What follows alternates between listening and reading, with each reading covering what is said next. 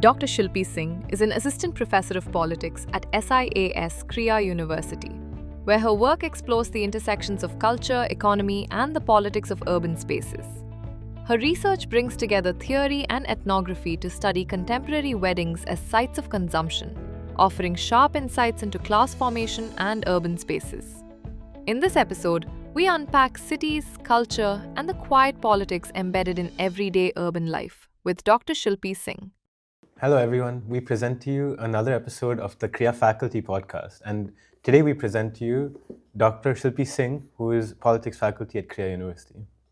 And we are going to have some questions for her. So, to start off with, you've studied something as familiar yet as fascinating as urban weddings specifically. So, what first sparked your curiosity about them as a political and cultural phenomenon? So to start off with, my doctoral thesis is about capital accumulation and appropriation, circulation and all of that, which gives rise to new kinds of subjectivities, especially in the urban milieu.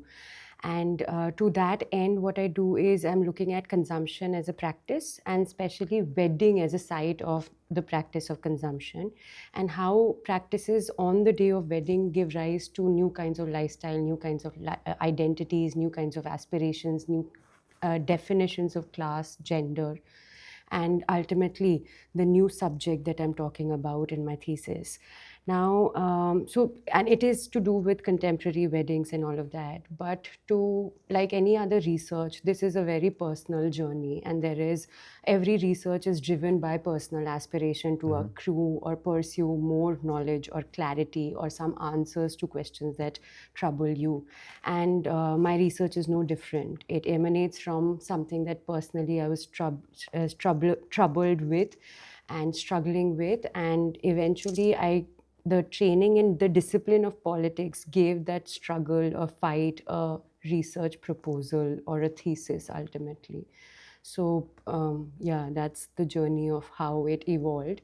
And when you're doing a research, there's also a process of deduction that you constantly keep following. So you expose yourself to a wide array of literature or wide array of content that is circulating, but then you keep discarding a lot of them, saying that's not what I want to do, that's not where I want to go. And that's how the idea sort of takes a more sharper shape. Yeah. I see. So like just the process of research as a very personal journey. Absolutely, absolutely. And it's also a very solitary journey. I don't think there can be a classroom instructor to make you do a PhD. That makes sense, yeah.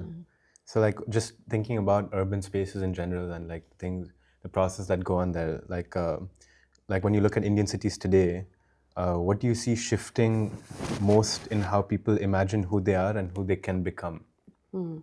So the current social, political, economic, cultural space that we all are a part of, I think we live very paradoxical lives. On the one hand, we are living a life of vulnerability. We are living a life of insecurity, fear, And on the other hand, there's a life that is defined by aspirations. There's a life that is defined by innovativeness, enterprising self and everything.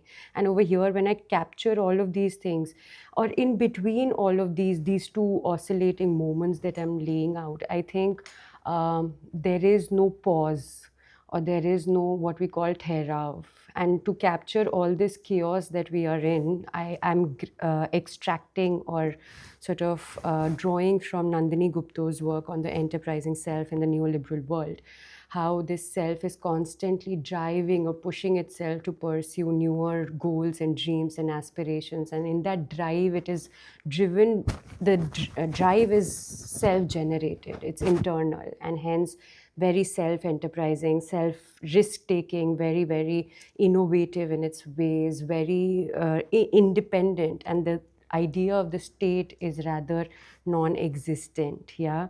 So, and that causes the absence of the state, the contractual economy emerging and everything, it causes higher vulnerabilities.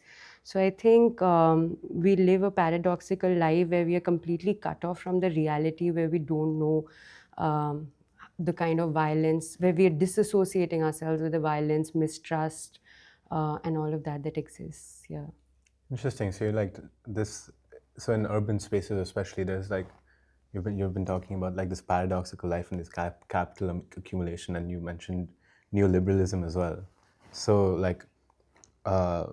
you've studied how neoliberalism shapes urban subjectivities, and in your view, how do routine decisions around work, consumption, or aspiration, how do they quietly produce the politics of the city? Like you were saying, how do people, what are the mechanisms which people become normalized to violence and other things like that?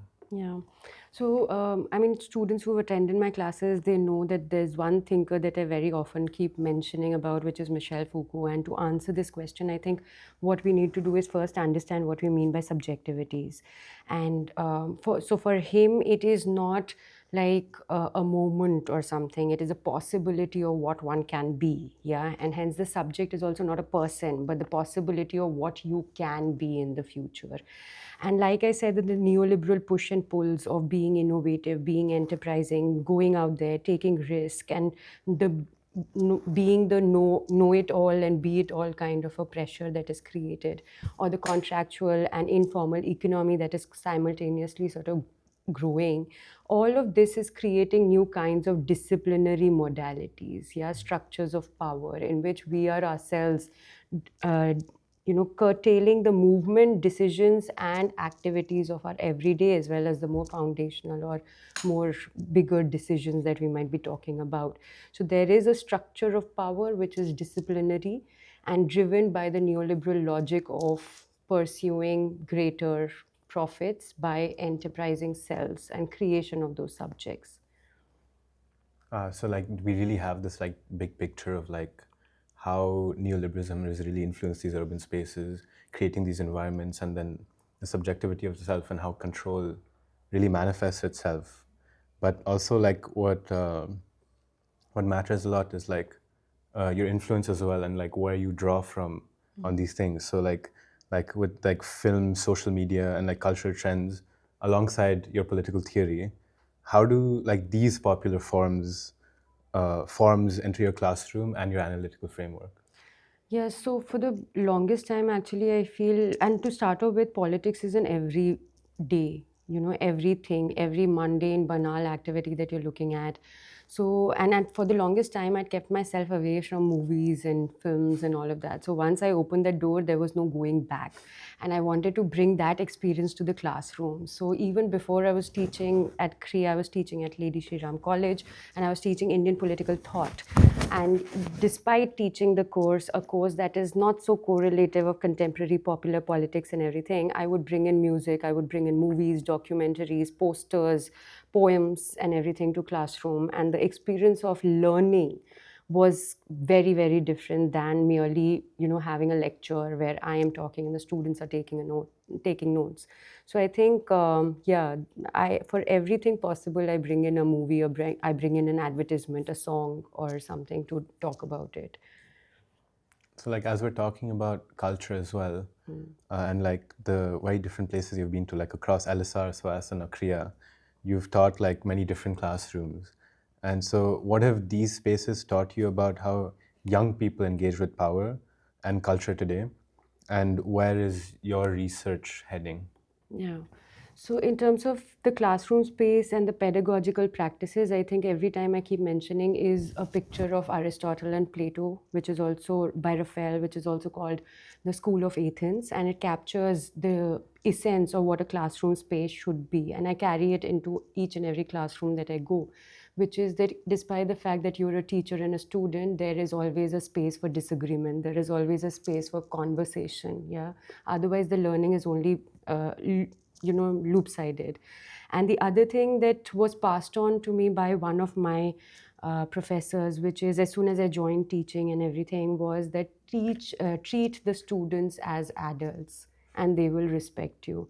So I think that's something that I constantly try to keep bringing to the classroom as much as possible, that all of us are adults and all of us need to respect each other within boundaries of disagreement. So that is something that I do sort of follow. Yeah, that sounds quite nice. It's very important to respect everyone. Absolutely. Wherever they come from. So now real quick, we're going to move to a rapid fire round.